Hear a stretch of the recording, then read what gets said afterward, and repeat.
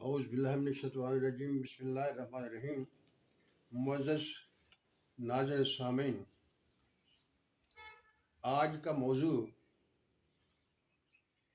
ایسا موضوع ہے جس پر بہت سا اختلاف کیا جا سکتا ہے، لیکن میں آپ کے سامنے دلیل کے ساتھ بات رکھوں گا اور قرآن مجید سے زیادہ دور جانے کی کوشش نہیں کروں گا۔ کوشش کروں گا زیادہ سے زیادہ باتیں قرآن شریف میں سے آپ کے سامنے رکھوں۔ آج کی ویڈیو کا موضوع تو یہ ہے کہ اہل دوزخ کا انجام کیا ہوگا، یعنی جو اللہ تعالیٰ جن لوگوں کو دوزخ میں ڈالے گا وہ کیا اسی حالت میں رہیں گے یا ان کی حالت میں کوئی تبدیلی آ سکتی ہے یا تبدیلی آئے گی۔ اس کے بارے میں ہم نے دیکھنا ہے کہ اس کی شاید اس میں سے قرآن شریف میں سے کچھ ملتا ہے، احادیث مبارکہ میں سے کچھ ملتا ہے یا نہیں ملتا، یا ہم اس کے بارے صرف قیاس رائیاں کر سکتے ہیں۔ انشاءاللہ تعالی میں کوشش کروں گا کہ میں جو چیزیں ثابت ہیں وہی آپ کے سامنے رکھوں، لیکن جہنمیوں کے انجام کے بارے میں بات کرنے سے پہلے میں تھوڑا سا آپ کے سامنے یہ رکھتا ہوں کہ انسان کی تخلیق جو ہے اس کا معیار کیا ہے، اللہ تعالیٰ نے اس کو کیوں بنایا اور کس مقام تک اس کو رکھا۔ اللہ تعالیٰ نے جب انسان کو پیدا کیا تو اس کے بارے میں فرمایا لَقَدْ خَلَقْنَا الْإِنسَانَ فِي أَحْسَنِ تَقْوِيمٍ، یعنی ہم نے انسان کو اعلیٰ تقویم، اعلیٰ طریقے سے، اعلیٰ درجے پر پیدا کیا ہے، یعنی جتنی بھی اللہ تعالیٰ کی مخلوق ہے سب میں سے اعلیٰ ترین مخلوق جو ہے وہ انسان ہی ہے تخلیق کے لحاظ سے۔ یہ اور بات ہے کہ جب یہ اپنے مقام سے گرتا ہے تو اسفل سافلین تک پہنچ جاتا ہے، لیکن پیدا جو اللہ تعالیٰ نے کیا ہے وہ اصل تخلیق ہی ہے۔ یہ ایک اور پہلو جو اللہ تعالیٰ نے اسی انسان کے بارے میں بیان کیا ہے، وہ اللہ تعالیٰ فرماتا ہے کنتُ کنزًا مخفیًا، کہ میں ایک چھپا ہوا خزانہ تھا، میں نے چاہا کہ میں پہچانا جاؤں تو میں نے انسان کو پیدا کیا، آدم کو پیدا کیا۔ اور دوسری جگہ اللہ تعالیٰ فرماتا ہے میں نے آدم کو اپنی شکل پر پیدا کیا۔ یہ جو بات میں کر رہا ہوں اس میں کچھ لوگ اختلاف کرتے ہیں، کچھ کہتے ہیں آدم کو اللہ تعالیٰ نے اپنی شکل پر پیدا نہیں کیا بلکہ آدم کو آدم کی شکل پر پیدا کیا ہے۔ یہ بات تھوڑی سی غور طلب ہے۔ ہر چیز جو اللہ تعالیٰ کی تخلیق ہے اس کی اپنی شکل ہے، اس میں تو کوئی بڑائی نہیں۔ اگر ہم کہیں آدم کو آدم کی شکل پر پیدا کیا، بیل کو بیل کی شکل پر پیدا کیا، گھوڑے کو گھوڑے کی شکل پر پیدا کیا، یہ کیا بات ہوئی؟ اس میں کوئی تفخر والی بات نہیں ہے۔ تفخر والی بات اسی میں ہے کہ جب ہم یہ مانیں کہ اللہ تعالیٰ نے آدم کو اپنی صورت پر ہی کی جو ضمیر ہے وہ اللہ تعالیٰ کی طرف مرجوع کریں گے تو پھر اس کی شان بنے گی، اس کا رتبہ بنے گا۔ ایک اور دلیل جو یہ ہے کہ جب اللہ تعالیٰ فرماتا ہے کہ میں چھپا ہوا خزانہ تھا تو میں نے چاہا کہ میں پہچانا جاؤں تو میں نے آدم کو پیدا کیا۔ دیکھیے انسان اللہ تعالیٰ کی مخلوق ہے، لیکن یہ اللہ تعالیٰ کی صفات کا مظہر بھی ہے۔ جب اس میں اللہ تعالیٰ کی صفات کو ظاہر ہونا ہے، اس لیے اللہ تعالیٰ کی صفات کا مظہر بننا ہے، تو لازمی طور پر یہ نتیجہ اخذ کرنا پڑتا ہے کہ اس کی صورت بھی اللہ تعالیٰ کی صورت کے متعلق ہو۔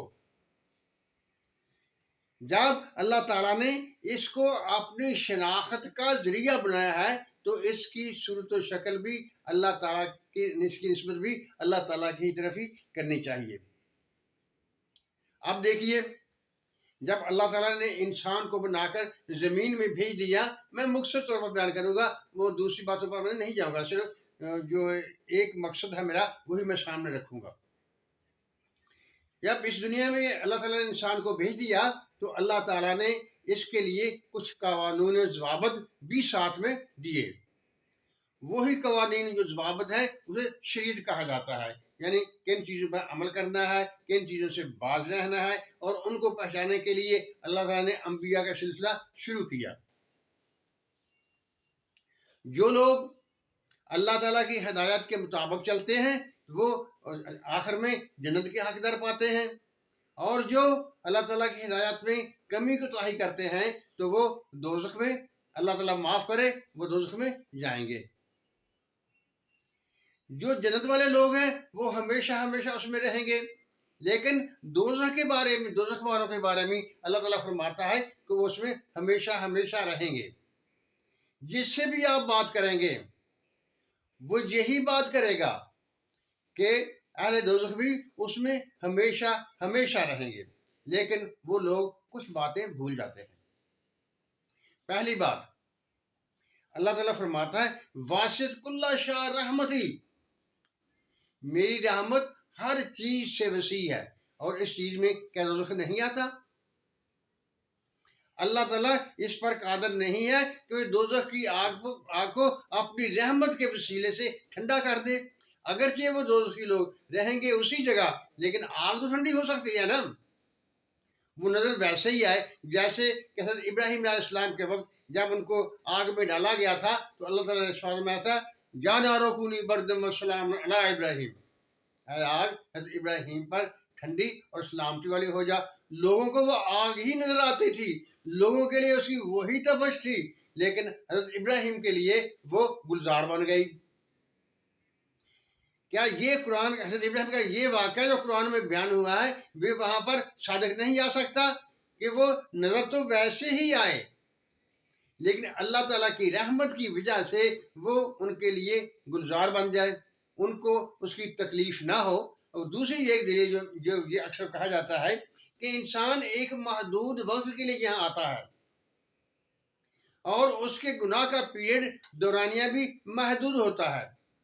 محدود وقت میں محدود گناہ کے لیے اتنی بڑی سزا انصاف کے تقاضے کو پورا نہیں کرتی۔ دیکھیے اللہ تعالیٰ عادل ہے، کریم ہے، رحیم ہے۔ اگرچہ وہ لوگ دوزخ میں تو رہیں گے، دوزخ اپنے جوبن پر ہی رہے گا، اپنی پوری حالات کے مطابق رہے گا، لیکن اللہ تعالیٰ کی رحمت کا تقاضا ہے کہ وہ اس کی آگ کو ان لوگوں کے لیے ٹھنڈا فرما دے، ان کے لیے گلزار فرما دے، تاکہ ان کا جو ان کی سزا ہے ایک محدود وقت کے لیے ہو سکے۔